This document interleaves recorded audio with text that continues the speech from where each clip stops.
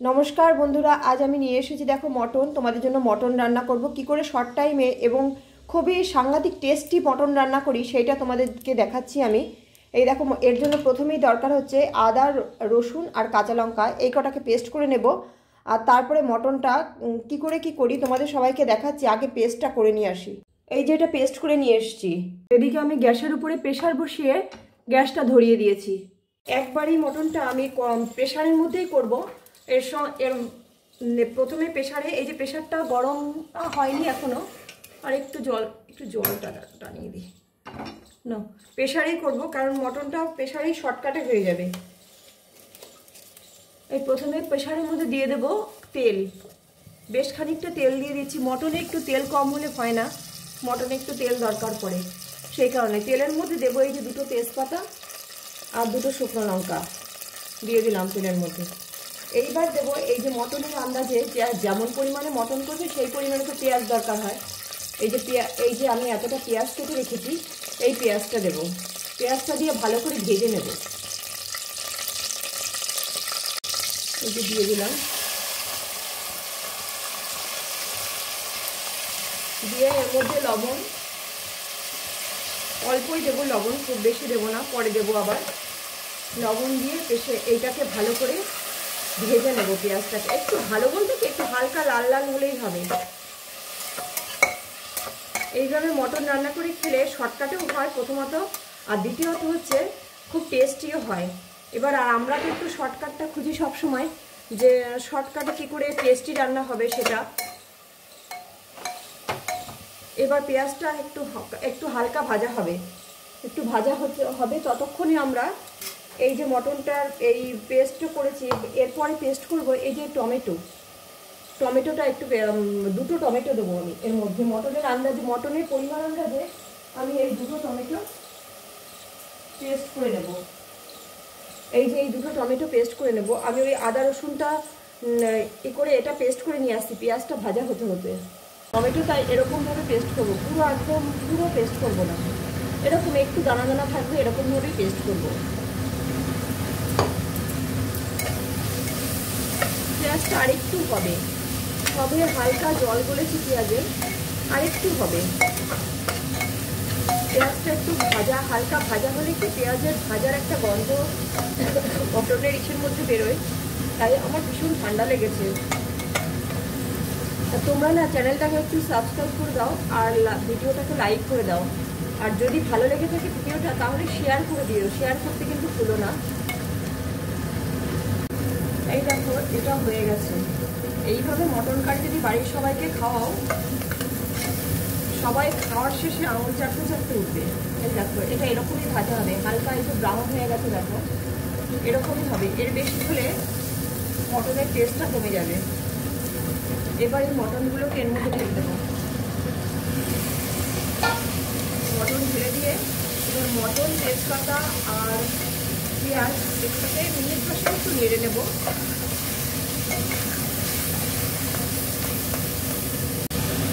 এই দেখো 10 মিনিট বাদে দেখো মটনটা এরকম হবে। এরকম অবস্থায় আমি এই যে আদা রসুন আর লঙ্কার যে পেস্টটা সেটা ঢেলে দেবো। সেটা ঢেলে দিয়ে আবার এটাকে মিনিট 5 নাড়বো।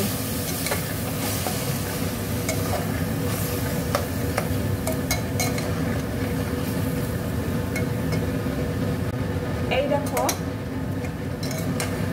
এই যে আদা রসুন আর কাঁচা লঙ্কার যেটা পেস্টটা, সেইটা এই যে জল গলে গেছে, সেটা মোটামুটি একটুখানি হয়েছে।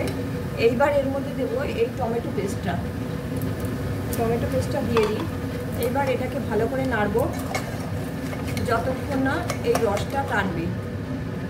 মধ্যে একটু হলুদ দিয়ে দেবো, হলুদ তো দেওয়া হয়নি, হলুদ দেবো আগে। দেখো হলুদ তো আমি দেইনি, হলুদ দিলাম। আর দেবো জিরে আর ধনে মিলিয়ে আমি একটা গুঁড়ো করে রেখেছি। এই দেখো 1 চামচ, পুরো বড় 1 চামচ মতন দিয়ে দিলাম। জিরে আর ধনে মিলিয়ে গুঁড়ো করে রেখেছি। এটা আমি বাড়িতেই করেছি। গরম কড়াইতে ধনে আর জিরে রেখে দিলে দেখবে মচমচা হয়ে যায়। এবার মচমচা হয়ে গেলে সেই অবস্থাতেই মিক্সিতে দিলে পুরো ডাস্ট হয়ে যায়। ওতে হয় কি জিনিসটা পুরো পিওর পাওয়া যায়। আর কেনা গুঁড়োটা তো পাওয়া ভালোই হয়, সব কোম্পানি ভালো না। আমি যেহেতু বাড়িতে আমার হয়ে যায় গুঁড়ো, তাই আর আমি কেনা গুঁড়োটা খুব একটা ইউজ করি না। এইবার এটাকে এবার একটু নাড়বো, ঢেকে ঢেকে নাড়বো এবার এটাকে। মটনটা যতক্ষণ না তেল ছাড়বে ততক্ষণ একটু নেড়ে নেব, খুব বেশিক্ষণ লাগে না এটা, ততক্ষণ নাড়বো। তবে এই অবস্থায় দেবো একটু 1 চামচ চিনি দেব। এই অবস্থাতে 1 চামচ চিনি দিই, 1 চামচ না, অল্প একটু পরিমাণ মতন চিনি দিলাম। ব্যাস, এবার ঢাকা দিয়ে আবার নাড়তে থাকবো, পরিমাণ মতন নাড়তে থাকবো। এবার এই ঠিকঠাক করে নাড়বো, কারণ নাড়াটা মটন গ্যাস কমিয়ে যদি বেশিক্ষণ ধরে নাড়া যায় তাহলে মটনের টেস্ট বেশি হয় সব সময়। এটাকে একটু ঢাকা দিয়ে দিয়ে গ্যাস কমিয়ে কমিয়ে নাড়বো।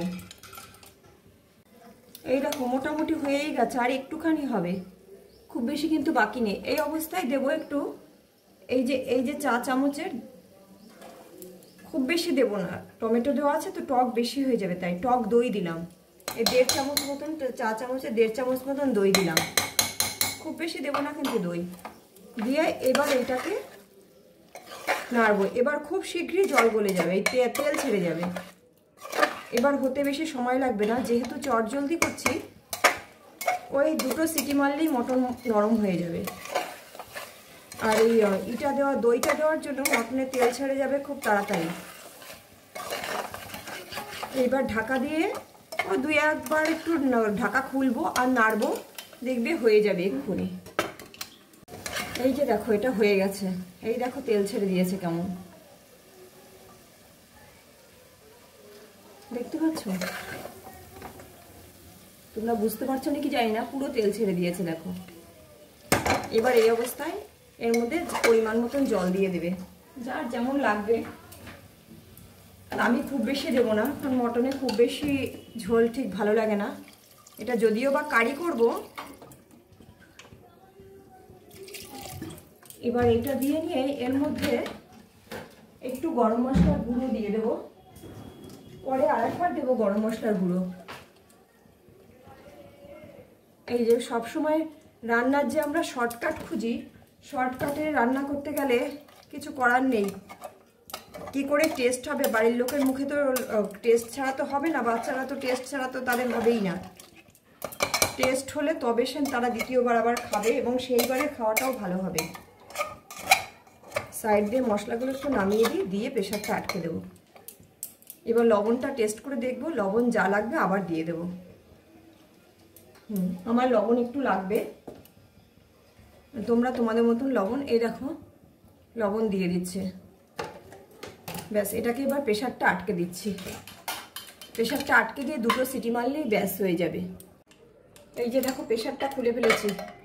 ওয়াও, দেখো কি সুন্দর লাগছে দেখতে। এর মধ্যে দেবো একটুখানি ঘি, দেবো অল্প একটু ঘি দেবো।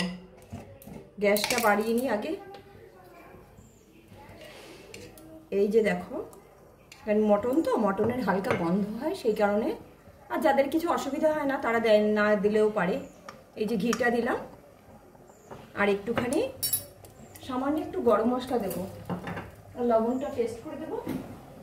ব্যাস, রান্না, মটন রান্না কমপ্লিট। দেখো কত সহজে হয়ে গেল। এই যে একটু আগে যেটুকুনি দিয়েছি সেটুকুনি মতন গরম মশলার গুঁড়ো দিলাম, ব্যাস এটা কমপ্লিট। একটুখানি ফুটবে, কারণ প্রেশারের মধ্যে তো ভ্যাপারটা জমে জল জমা হয়, সেই জলটার জন্য একটুখানি 2 মিনিট ফুটিয়ে দেবো, তাহলে ওই ভ্যাপারের গন্ধটা থাকবে, ভ্যাপারের জলটা থাকবে না, টেনে নেবে, পানসা ভাবটা থাকবে না। না, আমার মটনে কিন্তু কোনো তো কিচ্ছু লাগবে না, দুর্দান্ত খেতে হয়েছে। তোমরা এবার চটজলদি বানিয়ে নাও এবার এটা, আর চ্যানেলটাকে সাবস্ক্রাইব করে দাও, দিয়ে তারপরে যাও বানাতে। চটজলদি চলে যাও কিচেনে, গিয়ে এই দেখো কত সুন্দর হয়েছে।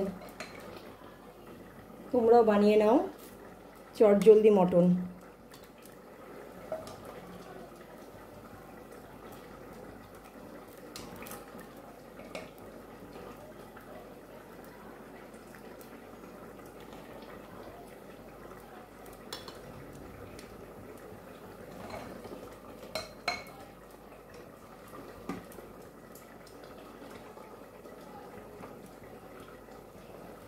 ব্যাস